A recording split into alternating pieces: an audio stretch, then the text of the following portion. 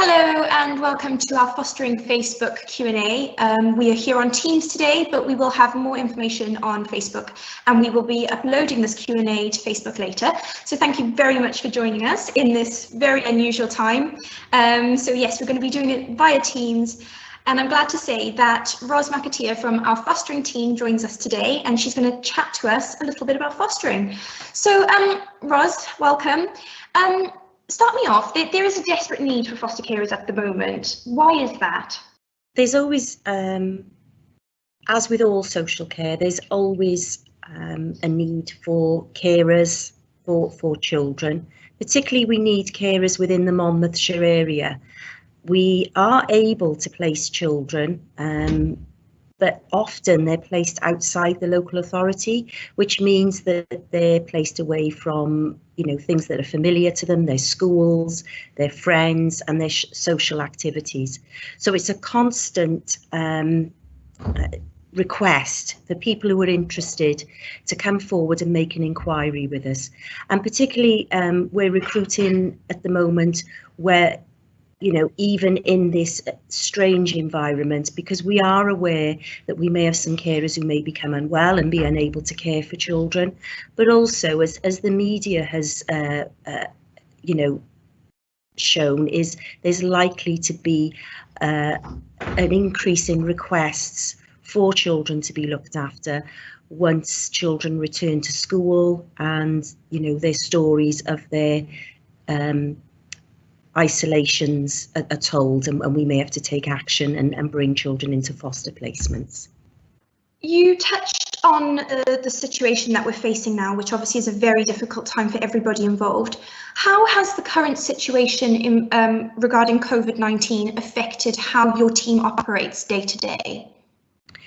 I think most people would relate to this because for the majority of people, the way that we work, whatever your profession is, has changed completely.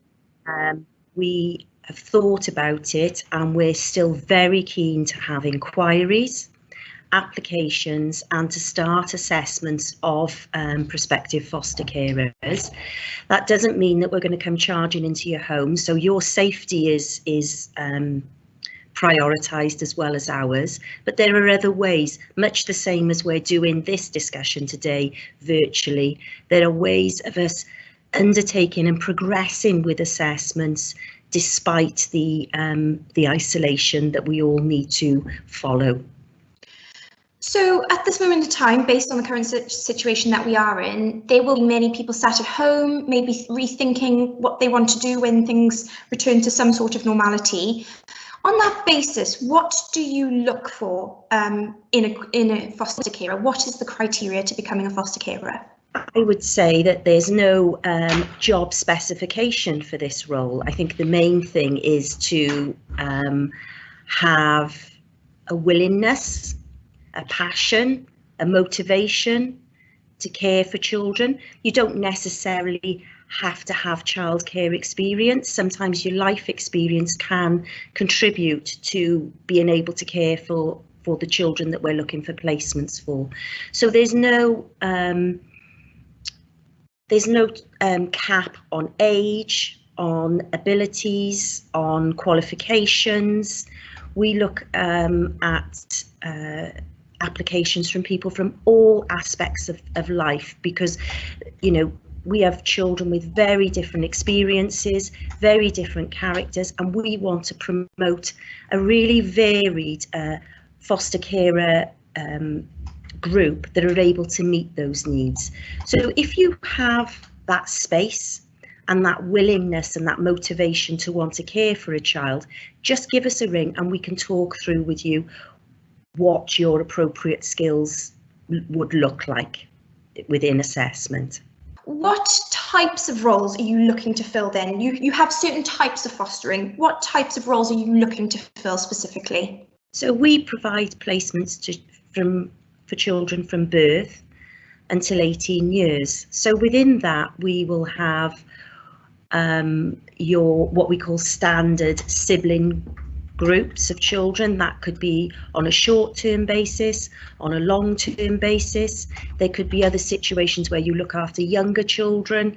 they may return home to their family, or that you may be helping moving these children on to adoption, or they may move on to stay with family and friends.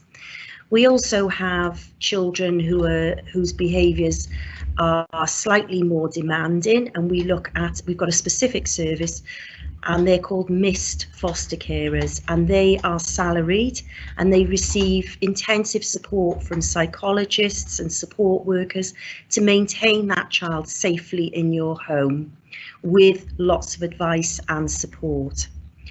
We also look at sometimes placing parents in a foster placement with usually their baby, and that's called a parent and child placement. That's when we have a parent where we may have some worries about how that parent will manage if they were left alone in the community, and you're there as a support and to monitor that parent's care of the baby. At the other end of the scale, as children reach the age of 18, as they've stayed in foster care until independence, we look at providing placements to these children between reaching 18 and independence, and that's called supported lodgings. And that's a type of tenancy, but with a fair bit of support, as you could imagine. 18-year-olds do need that support. So we would look for, as I've said, carers with many different skills, many different experiences and capabilities. And again, if you've got any queries, just email us or just give us a ring to have a chat. So Monmouthshire obviously offers a fantastic care package, a support package for prospective foster carers and when they eventually get through the process. Could you talk me a little bit about what they might be offered in return? Yeah, I think it's best to provide feedback that I've received from the carers, and what they appreciate is that their support is locally based. So because we're a local authority fostering department, we are closer, we're more available. They can make links with other foster carers via support groups. You can have a buddy, another foster carer will support you as you become approved. You will be allocated a supervising social worker who maintains regular contact with you, who supports you and takes you through the fostering journey. So you're not doing this alone. Although you're working in your home, there are lots of supports. We also can access a service called BASE, and that's a therapeutic service, and that's quite unique to our local authority, where carers can just ring in if there are any issues they're experiencing in managing children's behaviour and get advice. There is a duty system that if you can't get hold of your supervising social worker, there'll always be somebody available to talk to you. And most importantly, for your development as a carer, understanding children with different needs and different age groups, there's a learning and development programme that's in place. As an approved foster carer, you'll receive an allowance, and there are other remunerations that you can receive, the mileage, and as your skills increase, you can move up in your level of fostering. You can increase the skills payment that you receive. There are also other benefits. We issue carers with what's known as a Max card. Not that it's much use at this current climate, that you can go out and use leisure facilities at discount. Just moving on to, people have thought about it now and they want to take the next step. Can you talk me through what they need to do and the application process? I think the key word in terms of the application and coming to approval is it's gradual. It's not like a job interview. It's very gradual, and there are two stages to that. So the first stage is we undertake lots of what we call background checks. So that's an enhanced DBS check, a medical, references, and then in amongst other checks that we undertake, and then that follows on with what's known as a home study. So that's your assessing social worker coming out, getting to know you, and you getting to understand what the fostering role is all about. So it's not like a job interview, it's about the assessing worker understanding your story of who you are, what can you offer to children who require foster placements.